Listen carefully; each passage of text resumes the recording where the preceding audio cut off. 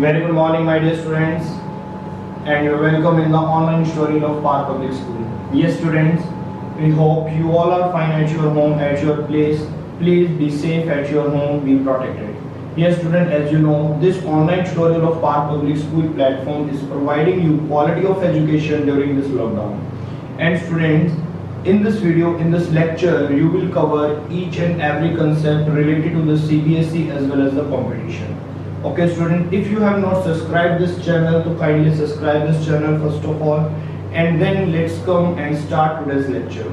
Yes, student, please come with full of energy and full of concentration for today's lecture, and please sit straight on your chair and open your notebook and maintain your notebook properly and write your notes neat and clean. Yes, student, let's start today's lecture. Yes, now today's topic is circular motion. आज जो हमारा topic है बेटा वो है circular motion. ठीक है, मैंने यहाँ पे कुछ पॉइंट्स लिखे हुए हैं ऑलरेडी. सर्कुलर मोशन हमने इससे पहले जो मोशन पढ़ा हुआ है वो पढ़ा हुआ है लीनियर मोशन. लीनियर मोशन का मतलब है कि हमारा ऑब्जेक्ट स्ट्रेट लाइन में मूव कर रहा है. हमने स्ट्रेट लाइन में जब कोई ऑब्जेक्ट मूव करता है जिसे हम लीनियर मोशन बोलते हैं, उसकी तुमने एक्सेलरेशन कर ली, उसमें तुमने वेलोसिटी कर ली, उसकी तुमने डिस्प्लेसमेंट कर लिया, डिस्टेंस कर लिया, सब कुछ तुम पढ़ चुके हो. लीनियर मोशन के जितने भी हमारे पैरामीटर्स हैं सारे कंप्लीट हो चुके हैं. बट आज अगर हमारा ऑब्जेक्ट लीनियर मोशन में स्ट्रेट लाइन में मूव ना करके एक सर्कुलर पाथ पे मूव करेगा तो क्या होगा, तब उसकी डिस्प्लेसमेंट क्या होगी, उसकी वेलोसिटी क्या होगी. आज हमारा ये टॉपिक है बेटा. अगर हम सर्कुलर मोशन की बात करते हैं तो ध्यान से देखेंगे. एक पॉइंट मैं तुम्हें दिखा देता हूँ, यहाँ पर शो करता हूँ. Wait like this.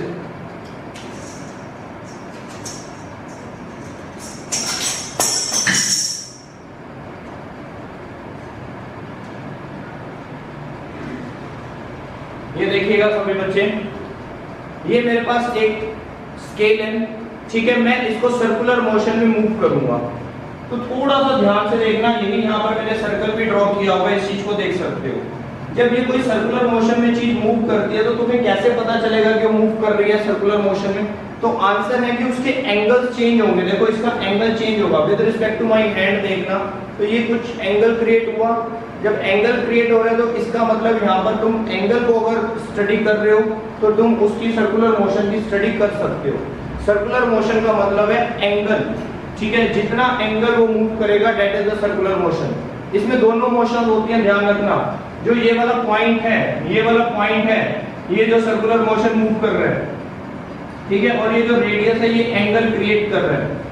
अब इसकी जब भी तुम सर्कुलर मोशन की बात करोगे तो सर्कुलर मोशन की बात में हर वर्ड से पहले एक वर्ड लगा करेगा, that is called the angular.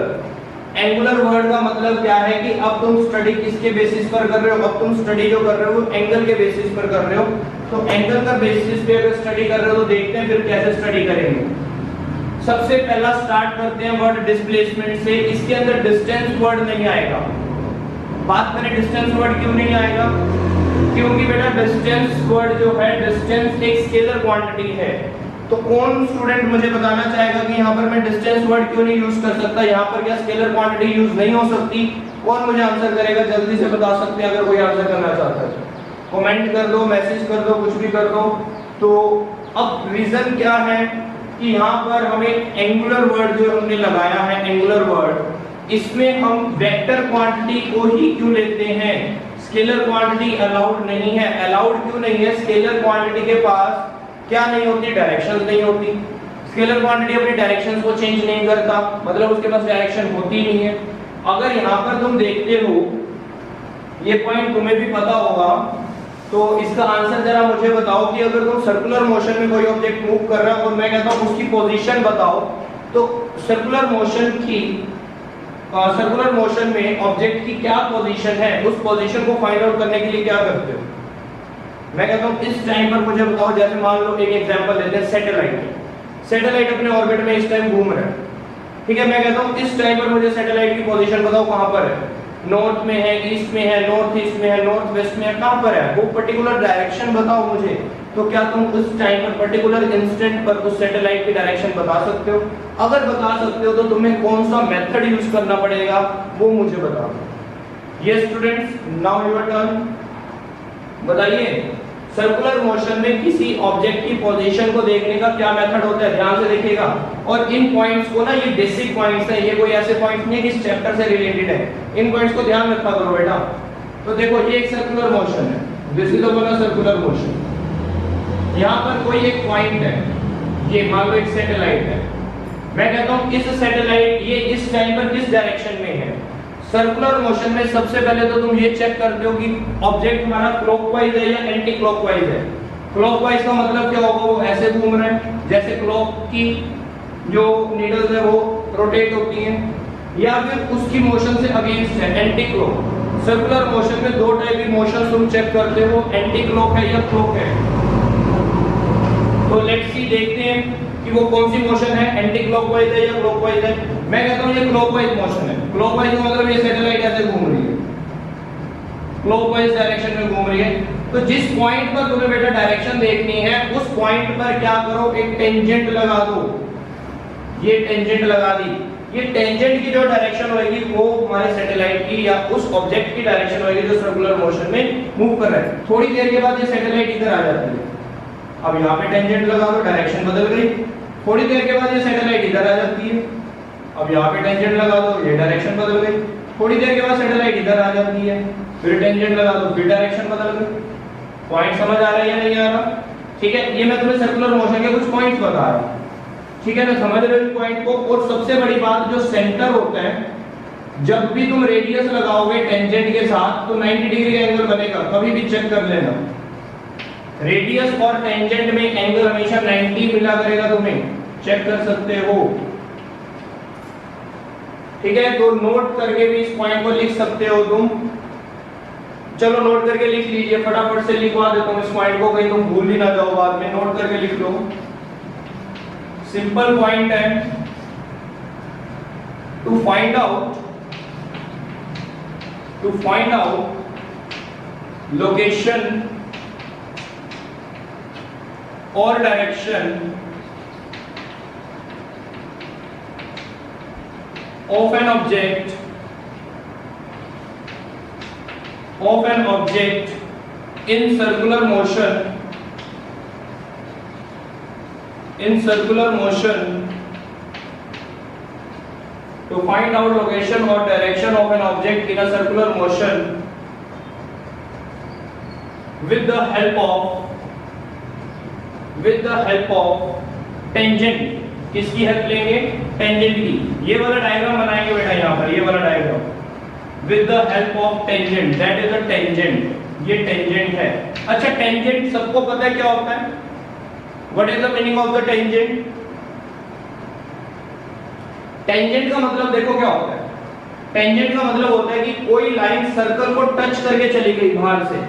ये मैंने एक सर्कल बनाया, ये एक सर्कल बनाया, इस सर्कल को ये एक लाइन ने टच किया एक पॉइंट पर और चली गई, सर्कल के अंदर से क्रॉस नहीं करेगी लाइक दिस। ये कोड है, दैट इज द कोड, ये कोड होती है, ये टेंजेंट होता है। सबको ये पॉइंट्स क्लियर हो रहे हैं? यस तो करेंगे जल्दी से मुझे, तभी समझ आएगा ना कि क्लियर हो रहा है या नहीं हो रहा। कभी भी सर्कुलर मोशन में डायरेक्शन फाइंड आउट करनी है तो किसकी हेल्प लोगे, टेंजेंट की हेल्प लोगे, ठीक है। टेंजेंट की हेल्प लेकर तुम डायरेक्शन देख सकते हो। उस टेंजेंट का एरो जिस भी डायरेक्शन में जाएगा वही डायरेक्शन होगी एट दैट इंस्टेंट, उस पॉइंट पर, उस टाइम पर वो डायरेक्शन होगी। थोड़ी देर के बाद वो डायरेक्शन बदल जाएगी। तुम भी इतने समझदार हो कि सर्कुलर मोशन है तो सर्कुलर मोशन में तो डायरेक्शन बदलती रहेगी, हर टाइम पर डायरेक्शन बदलती रहेगी। तो पर्टिकुलर टाइम पर अगर तुम्हें डायरेक्शन पूछ ली जाए तो वहां पे टेंजेंट लगा लो, टेंजेंट के एरो को चेक करो कि उसका एरो किस डायरेक्शन में जा रहा है। जिस डायरेक्शन में उसका एरो जाएगा उसी डायरेक्शन को तुम कहोगे ऑब्जेक्ट की ये डायरेक्शन इस टाइम पर है। क्लियर है ये सब कुछ? नोट करके ये जो फर्स्ट पॉइंट हमने लिखा है, नोट में इसको डाल दो फर्स्ट पॉइंट कि हम कैसे फाइंड आउट करते हैं लोकेशन या direction of object in the circular motion. तो आंसर है with the help of the tangent. ये डायग्राम बना दीजिएगा और उसके बाद सेकंड पॉइंट लिखिएगा नोट के अंदर, नोट में ही सेकंड पॉइंट लिख लीजिए। Write down the second point in the note. angle between radius and tangent,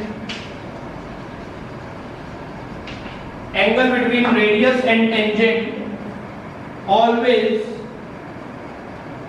angle between radius and tangent always 90 degree.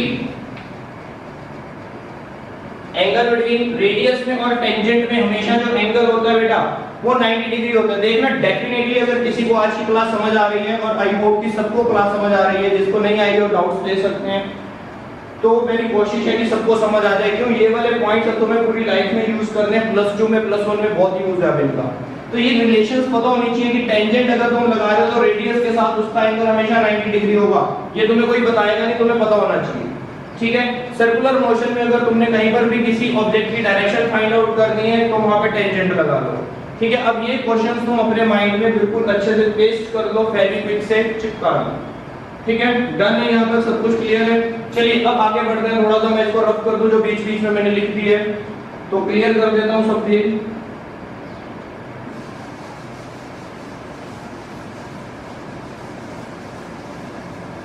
अच्छा, अब मेरा क्वेश्चन अभी भी वहीं पर है कि मैं सर्कुलर मोशन में स्केलर क्वांटिटी का यूज क्यों नहीं कर सकता, वेक्टर का ही क्यों यूज करना है। तो समझ आ गया होगा, अगर समझ आ गया तो जल्दी से आंसर दीजिएगा मुझे हरियम, कि मैं सर्कुलर मोशन में स्केलर क्वांटिटी क्यों यूज नहीं करता।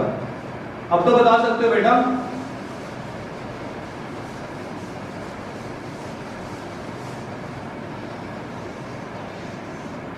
बताइए।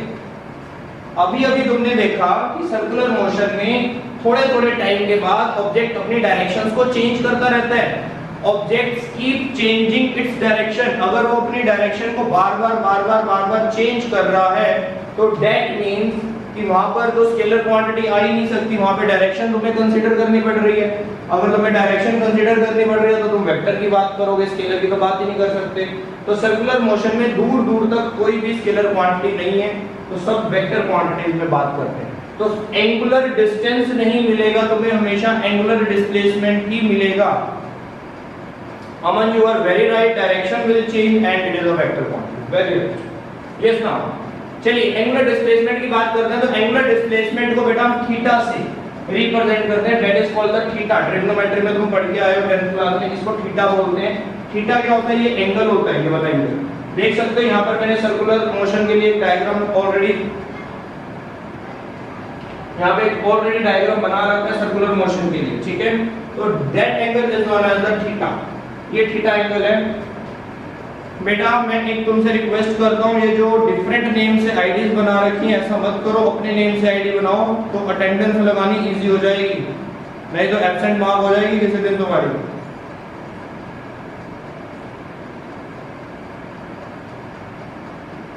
तो इसलिए आईडीज को अपने नाम पे क्रिएट करो।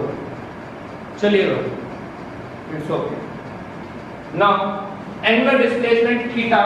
तो थीटा क्या है? एक एंगुलर डिस्प्लेसमेंट है कि हमारा एंगल कितना डिस्प्लेस हो रहा है, that is the angular displacement. यहां पर चेक करो बेटा, ये डिस्प्लेसमेंट 0 है, धीरे धीरे ये डिस्प्लेसमेंट हुई, फिर ये डिस्प्लेसमेंट हुई। देखो एंगल बढ़ता जा रहा है, डिस्प्लेसमेंट बढ़ती जा रही है, एंगल बढ़ता जा रहा है। समझ पा रहे हो? ये डिस्प्लेसमेंट, ये displacement, this is the angular displacement. इसको बोलते हैं एंगुलर डिस्प्लेसमेंट। तो एंगुलर डिस्प्लेसमेंट सबको क्लियर हो गया होगा, इसको थीटा से लिखते हैं। यहां पर मैंने एक ऑब्जेक्ट लिया बेटा, ये कोई पॉइंट ए है, ऑब्जेक्ट को कुछ एंगल से मूव करके इस पॉइंट पर ले आया, बी पॉइंट पर, ठीक है। ये बेटा सर्कमफ्रेंस होगा, जिस रेडियस के साथ वो घूम रहा है, जिस सर्कुलर ट्रैक पे वो चलने की कोशिश कर रहा है, तो ए पॉइंट से वो बी पॉइंट पर पहुंचता है, तो उसकी ये वाली जो डिस्प्लेसमेंट है, that displacement is known as the linear displacement. ये लीनियर डिस्प्लेसमेंट है, this is the linear displacement।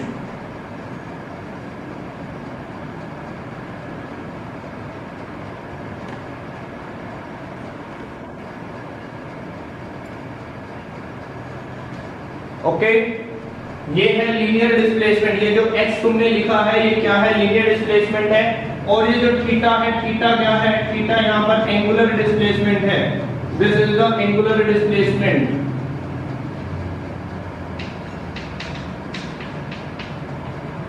Notes अपने साथ साथ पूरे बनाते रहेंगे। चलिए अब मैंने तुम्हें डायग्राम में समझा दिया। यहाँ पर दो टाइप की डिस्प्लेसमेंट तुम्हें दिखा रहा हूं मैं। जो ऑब्जेक्ट जो सा सर्कमफ्रेंस के ऊपर चल रहा है वो लीनियर डिस्प्लेसमेंट को कवर कर रहा है, और जो सा एंगल बना रहा है यहाँ पर, ये जो रेडियस एंगल बना रही है, ये एंगल वाली जो पोजीशन है थीटा, इसको बोलते हैं एंगुलर डिस्प्लेसमेंट। और जो ये वाला डिस्टेंस कवर करेगा वो है लीनियर डिस्प्लेसमेंट। ठीक है, यहाँ तक क्लियर हो गया होगा।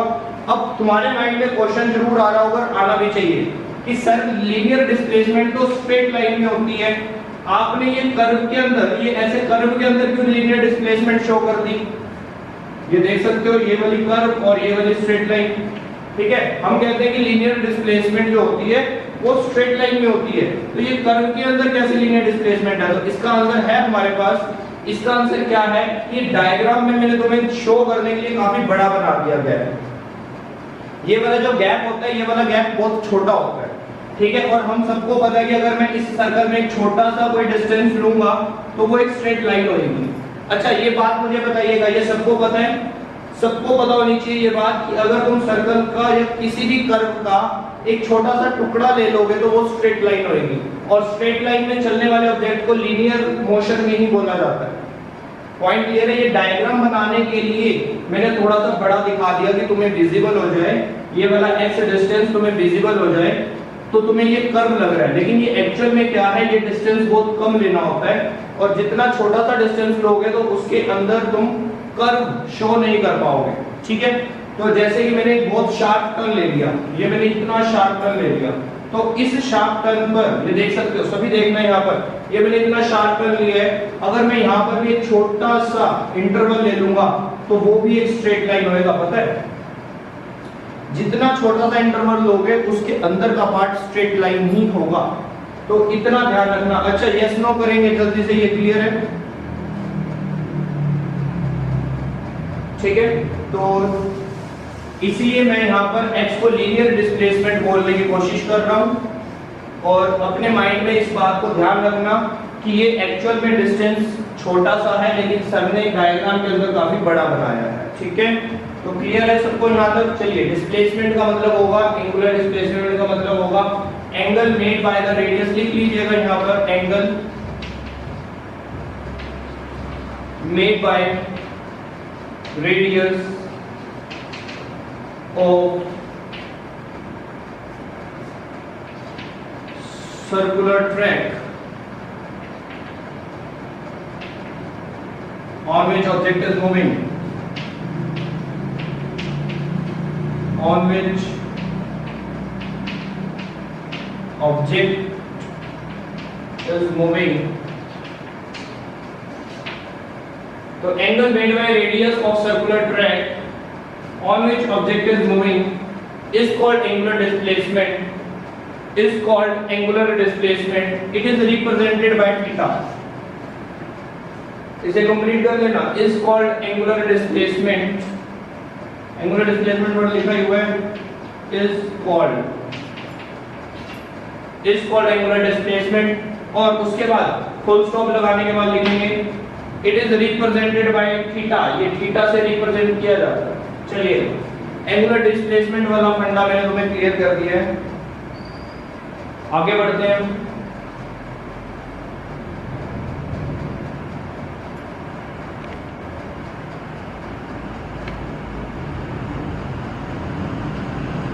यस नाउ सबने लिख लिया ना? ये angle made by radius of circular track on which object is moving is called angular displacement. It is represented by theta. चलिए, एंगुलर डिस्प्लेसमेंट खत्म। तो आज हम सर्कुलर मोशन की बात कर रहे हैं बेटा कि सर्कुलर मोशन क्या है। ठीक है, सर्कुलर मोशन में तुमने ये समझ लिया कि डिस्प्लेसमेंट को डिस्टेंस नहीं बोलना, और डिस्प्लेसमेंट भी कैसे बोलना है, एंगुलर डिस्प्लेसमेंट। कैसे बोलना है, एंगुलर डिस्प्लेसमेंट। अब बात करेंगे एंगुलर वेलोसिटी की। तो अगर मैं बात करता हूँ वेलोसिटी की, तो वेलोसिटी का फॉर्मूला क्या होता है बेटा? वेलोसिटी का फॉर्मूला होता है डिस्प्लेसमेंट अपॉन में टाइम।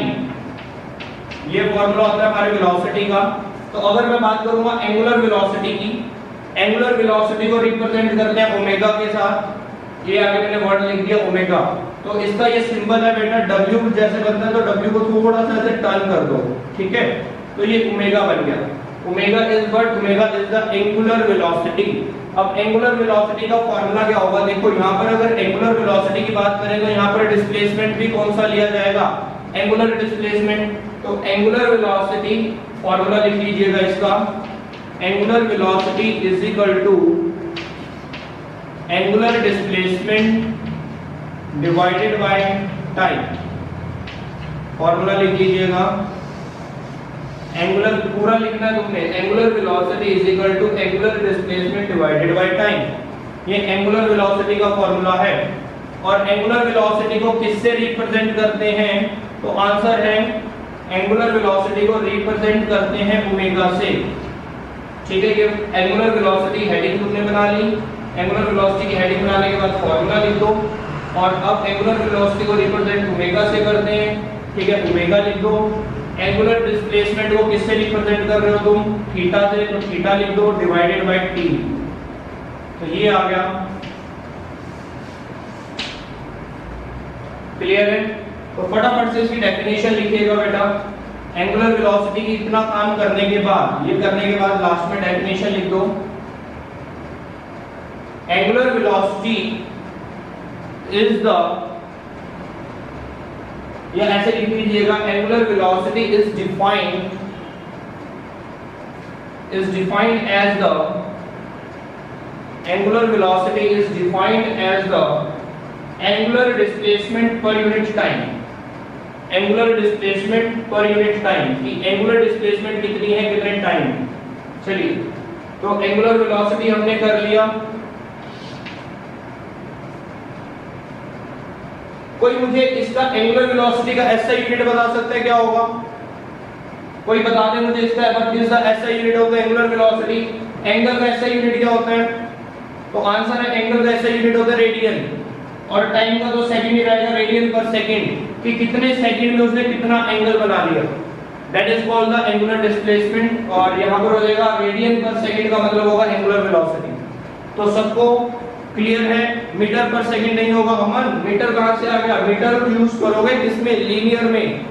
यहां पर एंगल बन रहा है तो एंगल का होगा radian per second. Very good करने का, वेरी गुड। चलिए, एंगुलर वेलोसिटी हो गया, डेफिनेशन हो गई, फार्मूला हो गया। तो अब इसके बाद नेक्स्ट काम करते हैं, रिलेशन बिटवीन, राइट डाउन,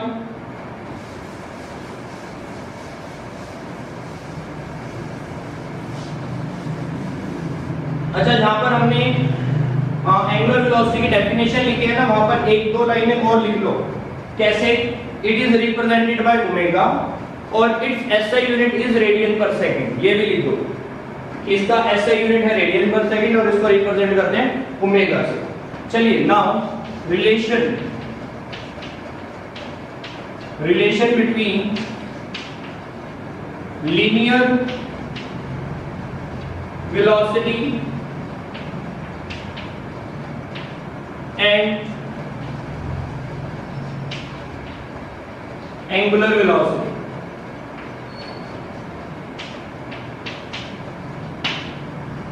हमें बेटा रिलेशन सबका पता होना चाहिए, लीनियर वेलोसिटी में और इधर देखो एंगुलर वेलोसिटी में क्या रिलेशन है, कैसे निकालोगे। तो तुमने बेटा एक सिंपल सा फॉर्मूला पढ़ा होगा छोटे क्लासेस के अंदर। क्या फॉर्मूला है कि अगर तुम्हें ये एंगल निकालना पड़े तो एंगल को कैसे निकालते हैं, तो angle is equal to arc upon में रेडियस। सबने पढ़ा हुआ है, एंगल निकालने का फॉर्मूला पढ़ा हुआ है सबने, ठीक है। तो एंगल कितना है थीटा, आर्क कितना है x, रेडियस कितना है r। Got this point. तो ये चीज का ध्यान रखना, थीटा क्या होता है, x डिवाइडेड बाय r। तो अब हमें रिलेशन निकालना है, किसके बीच में रिलेशन निकालना है, लीनियर वेलोसिटी में और एंगुलर वेलोसिटी। चलिए,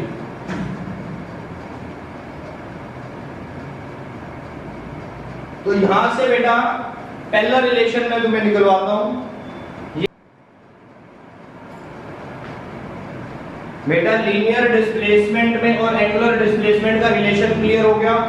कैसे बनाया हमने ये रिलेशन, कैसे बनाया हमने, सिंपल सा एंगल का फॉर्मूला यूज किया। एंगल का फॉर्मूला क्या होता है, आर्क अपॉन में रेडियस। तो मैंने यहाँ पर लिखा आर्क अपॉन में रेडियस। अब आर्क कितना है, आर्क है x, ठीक है, ये हो गया x, ये क्या हो गया r, ठीक है, रेडियस इधर मल्टीप्लाई हो गया तो x आ गया थीटा इनटू r। थीटा क्या है, theta is the angular displacement. अभी अभी हमने किया ना कि थीटा क्या है, थीटा तो एंगुलर डिस्प्लेसमेंट है, तो दैट मींस ये हो गया लीनियर डिस्प्लेसमेंट। तो लीनियर डिस्प्लेसमेंट किसके इक्वल हो गया, एंगुलर डिस्प्लेसमेंट को रेडियस से मल्टीप्लाई कर दो। तो ये रिलेशन तुम्हें सब में मिलेगा, सब में इन द सेंस लीनियर में और एंगुलर में अगर तुमने रिलेशन निकालना है ना, तो हमेशा कैसे, मैं इसमें तुम्हें एक सिंपल सा फॉर्मूला लिखवाता हूँ, बेसिक फॉर्मूला लिखवाता हूँ। ये बेसिक फॉर्मूला नोट करके लिखेंगे, नोट करके लिखेंगे बेसिक फॉर्मूले को, कि यहां पर हम लिखा करेंगे linear quantity is equal to radius into angular quantity.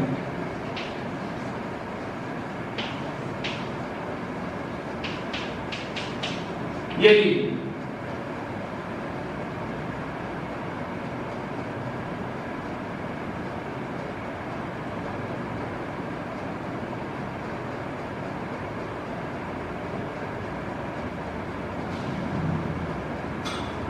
Done, समझ आ गया यहां तक। चलिए तो बेटा ये हेडिंग बना लेना।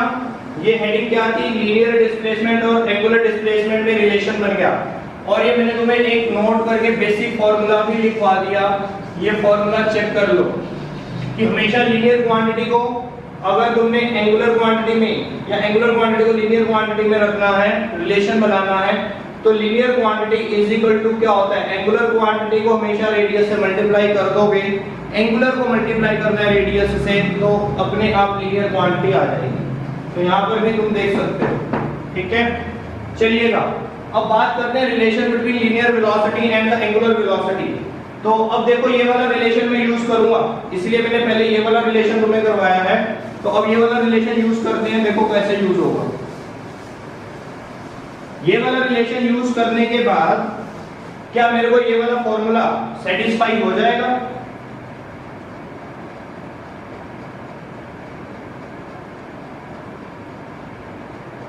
बेटा ये कन्वर्जन अलग है, अभी इनमें मत पढ़ो। ये कन्वर्जन पिछले चैप्टर में जा चुकी हैं अमन, इनमें मत सोचो अभी, क्योंकि यहाँ पर तुमने रेडियस को भी मल्टीप्लाई किया हुआ है। ये मैं बाद में करवा दूंगा अगर करनी है तो, देख लो एक बार। ये है तुम्हारे फिजिकल क्वांटिटीज एंड मेजरमेंट के काम। चलिए अब इस रिलेशन को देखो कि लीनियर वेलोसिटी में और एंगुलर वेलोसिटी में कैसे रिलेशन बनाएं। तो इसमें लिखते हैं हम as we know.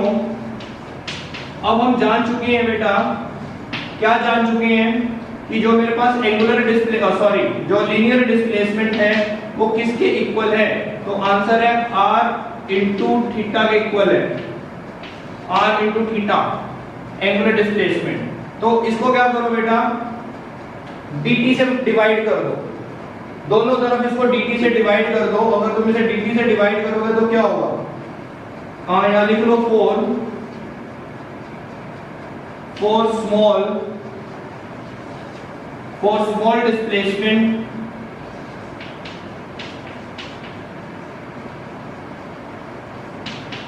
in small time,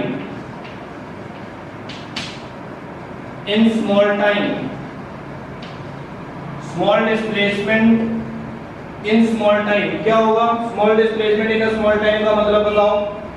तो अब देखना, यहाँ पर देखना ध्यान से, dx स्मॉल डिस्प्लेसमेंट हो गई divided by dt।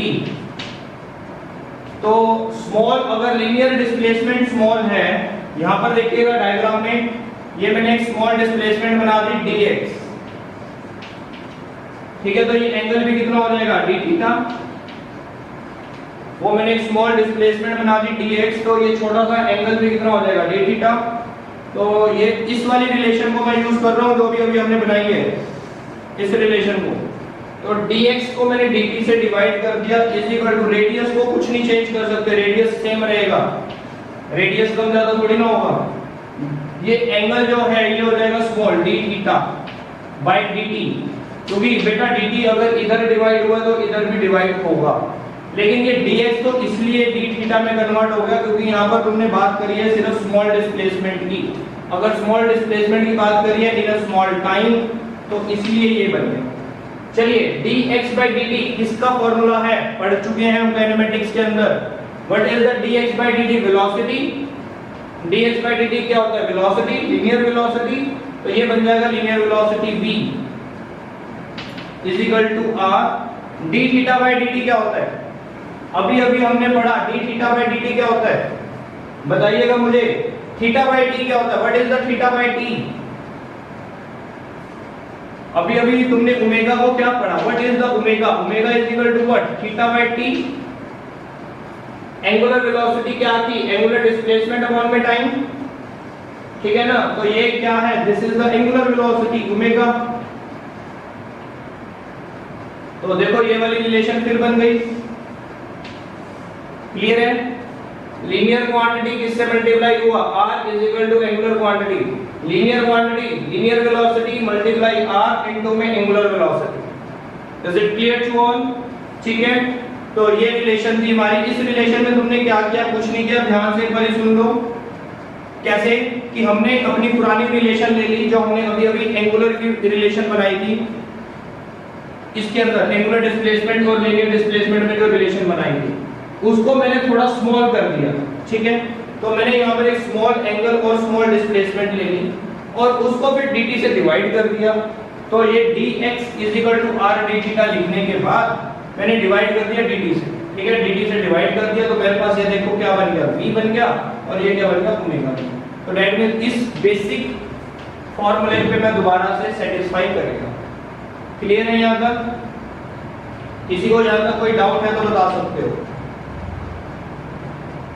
Is it clear to all? Say yes or no.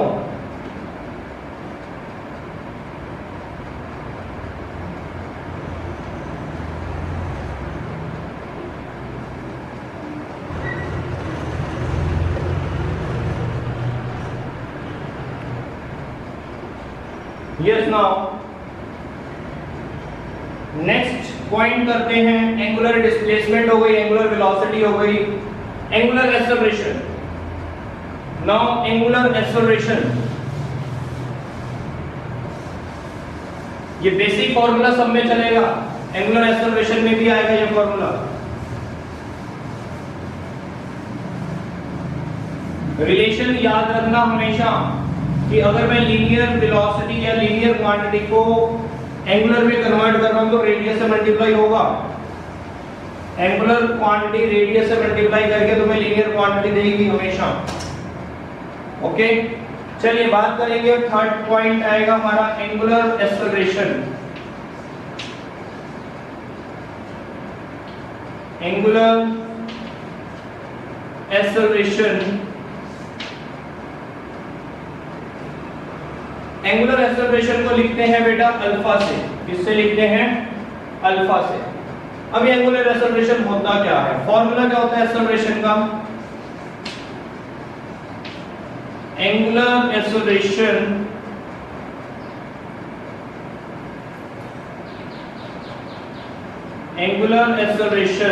Is equal to change in angular velocity, change in angular velocity divided by time। ये फॉर्मूला है। तो एंगुलर एक्सेलरेशन किससे लिखते हैं? Alpha से। Change in angular velocity क्या हो जाएगा? d omega divided by dt।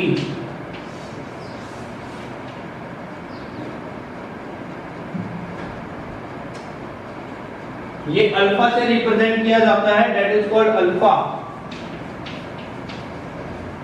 ठीक है, अल्फा। तो अल्फा क्या बनेगा? एंगुलर, जो सिंपल लीनियर एक्सेलरेशन की डेफिनेशन है वही मैंने लिखी है, acceleration is equal to change in velocity divided by time. लेकिन यहाँ पे बात करूंगा एंगुलर एक्सेलरेशन, तो change in angular velocity divided by time. Angular acceleration alpha होता है और चेंज के कारण d लग गया और एंगुलर वेलोसिटी ओमेगा, टाइम आ गया।